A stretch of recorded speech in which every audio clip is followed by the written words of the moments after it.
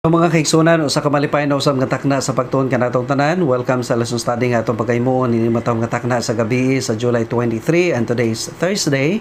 Og nga sa gyapon buot nato nga daingon og pasalamatan ang atong buhi nga Ginoo tungod sa mga kaayo, tungod sa mga panalangin nga iyang ginhatag kanato.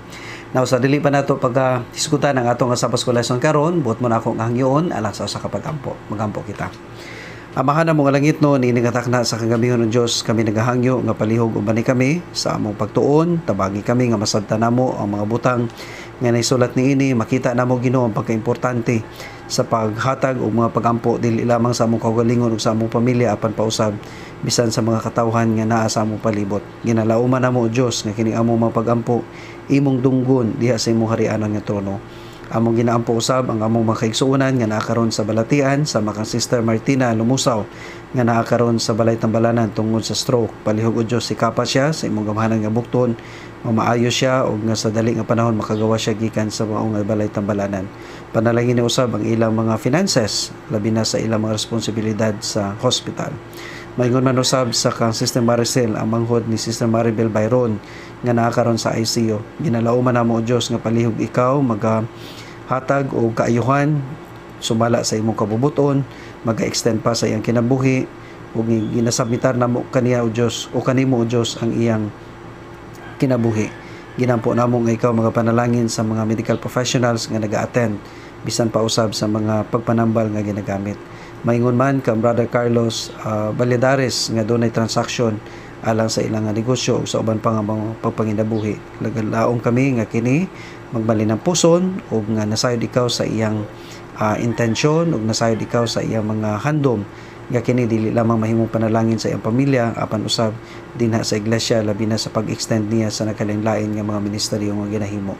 Panalangin ni man usab o Dios ang among mga kaigsuonan nga nakakaroon sa layo nga mga dapit sa nakalinlain nga mga nasod, ang among mga OFWs nga ikaw magapanalipod kanila gikan sa balatian, gikan sa pandemya, gikan sa kahasol usab nga sila makapadayon sa ilang mga pagpantrabaho ug nga sa ilang pagpangalagad labaw sa tanan. Kini tanan among ginatugyan ug ginaampo sa ngalan ni Jesus. Amen. So niini nga takna sa kagabihon mga kaigsuonan ang uluhan sa atong lesson dinhi sa Wednesday is unseen powers at work, and of course ang subtopic nato karon nga gabi is prayer focus. So kung atong balikan kadali ang subtopic diri sa Wednesday, nagahatag kani siya og pagpahinumdum alang kanatong tanan kung unsa gayud kadako ang puwersa nga ginahimo sa kaaway para lang gyud nga babagan ang pagtubag sa Ginoo sa atong mga pagampo. Kung unsa gayud ang iyang tinguha sa pag-aligig sa mga katawhan sa Ginoo nga silang tanan mga pandol o mga wala dinha sa pagpangalagad. Nasayod na ta niini nga senaryo, di ba, sa kinabuhi o sa sugilano ni Job, ug nakita nato nga pinaagi sa iglesia sa Ginoo nagbalin na puson si Job ug nga in return nahimo nga dubli ang mga panalangin nga nahatag dinha sa maong nga balaan nga tawo sa Ginoo. Now dinhi karon gihatag kanato ang sugilanon ni Daniel labi na katong panahon nga napildi ang Babylon unya ang Medo-Persia na mao'y nagdumala sa mao nga dapit ug nagdominate sa kalibutan niya na panahona bisan pa tinuod nga lahi na nga gingharian ang nagdominate pero ang mga Hudiyo o mga Hebrehanon o mga Israelhanon naagyapon dito, no, wala gyapon sila nakauli sa ilang yuta. Natungod ni ini si Daniel nagaampo dili lamang alang sa iyang kaugalingon kundi dili labaw sa tanan sa mga katawhan sa Ginoo, no, pagpahigpasaylo uban pa nga mga ginahimo ni Daniel. Apan kung imong tanawon karon mga kaigsuonan nahitabo nga kini nga pagampo ni Daniel o kini nga iyang pagpuasa ni-extend pa ngadto sa tulo ka mga semana or 21 days. Kini na nahitabo tungod kay nasayod kita nga human sa tulo ka semana nga pagampo niya niabot si Gabriel aron nga i-deliver kaniya ang tubag sa iyang mga pagampo unya iyang gi-explain kay Daniel nga nalangan siya sa pag-abot tungod kay ang prinsipe sa Persia. Now kini nga mga simbolism mga kaigsuonan naga-refer kini kang Satanas o kanang Michael nga maoy nitabang kang Gabriel nga maoy nagpadayon sa pagpakibugno sa kaaway walay lain kung dili maong atong Ginoong Hesus tungod kay ang pangalan nga Michael simply means the one who is like God. O nga every time nga kini ma-mention dinha sa balang kasulatan, it always refers to our Lord and Savior Jesus Christ. So kini nga mga ehemplo sa balang kasulatan mga kaigsuonan nagahatag natong ideya kung unsa gayud ka makuti, no, o si Satanas sa pagbikil sa tanan nga makatawhan sa Ginoo bisan pa sa mga pagampo nga atong ginahimo. Just like sa panahon nga si Moses namatay, sa na-record din sa libro sa Jude, nakita nato nga iyang gi-claim dayon nga kana nga bangkay iyahana. But then nakigrisel kaniya si Michael, nasayod kita nga gi-claim balik sa Ginoo ang maong kapatay nga lawas ni Moses ug nasayod kita nga gibanhaw siya ug nga karon tuwa sa langit. So kini nga mga sugilanon sa balang nga kasulatan, indikasyon kini nga hangtod karon grabe gayud ang pagpaningkamot sa kaaway sa Ginoo para lang gyud nga babaga niya, para lang gyud nga i-alter niya, para lang gyud nga maluya usab ang usa ka individual diha sa mga pagampo. Pero the more pud nga muhatag natog sense of urgency nga mas mununot hinuon kita sa pagampo because this is the only course, no? This is the only way nga kita makahimo sa pag-counter sa tanan nga mga kalisdanan nga ginahatag sa kaaway pinaagi sa grasya sa Ginoo. Of course, pinaagi sa pulong sa Ginoo ug sa atong mga pagampo. Hinumduman nato mga kaigsunan nga yes, okay ra gyud pud na magsigita kanta sa pagdayeg sa Ginoo, okay pud na magsigita og wali sa pulong sa Ginoo, pero dapat pod nga ato kining ubanan kanunay sa mga pagampo nga seryoso, dili lamang sa atong kaugalingon kundi dili pa usab bisan pa sa atong isikatawo. Ang atong lesson karon nga quarter nagisgot siya sa making friends for God, and we cannot really make friends for God kung dili kita muhimo sa pagampo mga kaigsuonan. Okay? Because this is the only way nga makahatod nato o mapresenta nato kanila kung unsa man ang mensahe sa Ginoo nga dali nila masabtan pinagi sa impression usab sa balang nga espiritu. Okay? Now, derita sa Thursday, o nga ang subtopic nato dinhi is giuluhan kini siya prayer focus. Now, karon doon ay pipila usab ka mga individual dinhi, pipila ka mga teksto sa balang nga kasulatan nga nagahatag nato og pag pahinumdom nga kinahanglan mahimo ta nga specific, mahimo ta nga focus sa atong mga pagampo mga kaigsuonan. Dili lang kahimuon lang nato ang usa ka sweeping statement, no, i-generalize nato, kundi ato gyud i-mention, atong i-focus ang atong hunahuna usab mahitungod niini nga mga request. Halimbawa, si Samuel sa panahon nga iyang gipatawag og nakigsugilon siya sa tubangan sa makatawan sa Israel, ang na-record dinhi sa unang Samuel kapitulo 12 bersikulo 23 mao kini. Ingon pa niya, "Far it be from me that I should sin against the Lord in ceasing to pray for you." Ingon niya, pahilayo nga ako makasala diha sa Ginoo pinagi sa paghunong o pagampo alang kaninyo. So gibati niya mga kaigsunan nga kung siya dili na mainampuon alang sa iyang kaugalingon o alang sa uban nga tawo, gibati niya nga mahimo siyang accountable usab niini. Mao pud unta na atong bation, no, dili lang simple nga muis sa atong guilt mo nang kinalanta mo ampo, kun dili bation nato nga na kung dili ko makampo, mahimo bayapod ko nga accountable ani sa Ginoo tungod kay kini nga mga katawhan, kini nga mga paryente usab nako, kini nga mga kapamilya nako nang ginahanglan usab sa akong mga pagampo alang kanila. Tungod kay lagi na kining dakong kahimuan mga kaigsunan. Bisan pa si Job, no, na-recognize ni Job og iyang na-appreciate ang pagka nindot bation sa usa ka individual nga sa diin dunay nagaampo alang kaniya. Gani do na siya mga paghandom. Ingon pa niya dinhi sa Job kapitulo 16 bersikulo 21, "Oh that one might plead for a man with God." Hinautod ta nga dunay usa ka tawo nga makighangyo diha sa ato nga Ginoo. So mao ni mga kaigsunan ang beauty of praying for others dinha atubangan sa atong buhi nga Ginoo. Nakahinumdum ko wala ni sa atong lesson, pero sa Acts chapter 12 actually nahimo na pud ni nako nga usa sa mga sermons, no, sa diin sa mao nga kapitulo mga kaigsuonan nagsugod siya sa pagpangluto sa iglesia.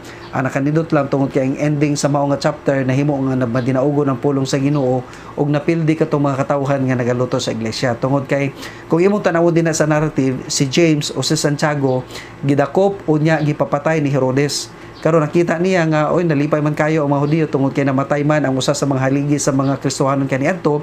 So ang next nga iyang gihatagan og pagtagad mao ang pag-aresto kang Peter. Now nabalaka pag-ayo ang mga katawhan sa Ginoo kaniadto tungod kay kung mapatay si Peter, siya pipila lang ka mga haligi sa iglesia kaniadto, makahatag gyud kini og dako nga unsa ni discouragement sa infant church sa mga Kristiyano kaniadto. So ang gihimo nila mga kaigsunan sumala pa sa Acts 12, grabe nga prayer, no, much prayer was offered to the Lord for Peter's sake.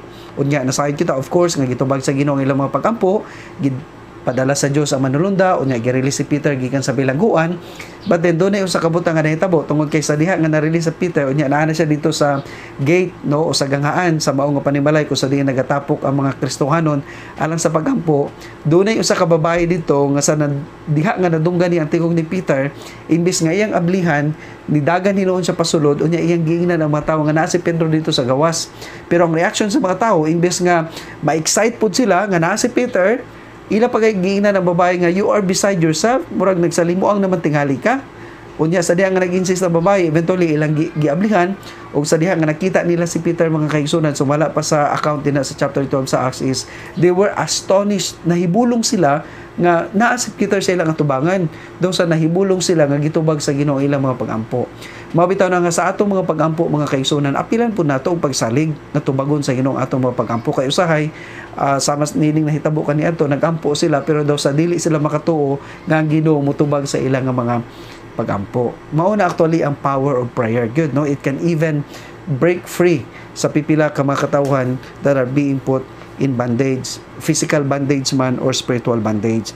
Gani na mention ako last time nga hula pa'y armas nga naimbento nga makatatsa ka Satanas.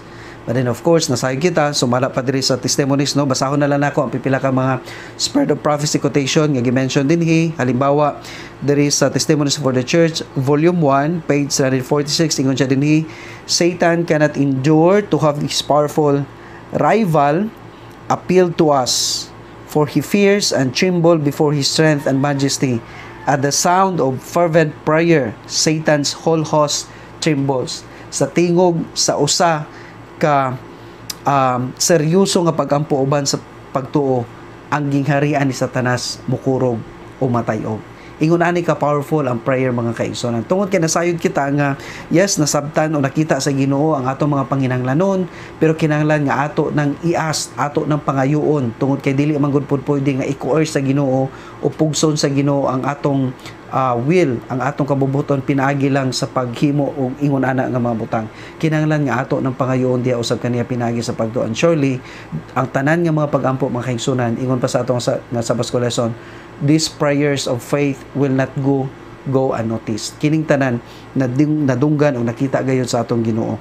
Gani nagapadayon siya diri sa Selected Messages Book 2 page 377, ingon siya dinhi, ministering angels are waiting about the throne to instantly obey the mandate of Jesus Christ to answer every prayer offered in earnest living faith. Makita nato dinhi ang kasiguruhan, ministering angels are waiting to instantly obey the mandate of God. Kung unsa man ni kapaspas, speed of light, unsa ba kanang speed of light ba ang ilang kapaspas, we don't know, no, dili pwede nato makalculate. Well, gamhana ng Ginoo o nga nasayod kita nga as far as his promises are concerned, instantly madunggan niya ang atong mga pagampo on instantly pwede niya ihatag ang tubag ni ini, of course sumala sa iyang kabubuton mga kaigsuonan. Then last quotation there is a Testimonies for the Church volume 1 page 231, ingon siya dinhi, the prayer of faith is never lost, but to claim that it will be always answered in the very way and for the particular things we have expected is presumption. Of course, no, ang tanan nga mga pagampo dili sa pagtuo dili gyud siya mawala. Pero kung ato po depresyon ang tanan nga atong ginaampo tubagon sa Ginoo, dili po siya maayo. Tungod kay giklaro dinhi sa Balang nga Kasulatan nga tubagon lamang sa Ginoo mga pagampo nato sa pagtuo sumala sa iyang kabubuton. We cannot just make some sweeping statement, no, as to the kind of request nga pwede nato ipahat diha sa Ginoo. Dili pud nato himuon nga mura bitaw muhatag na lang taog mga indiscriminate request, anything nga mugawa sa atong baba nga gunahon ang nga tubagon sa Ginoo.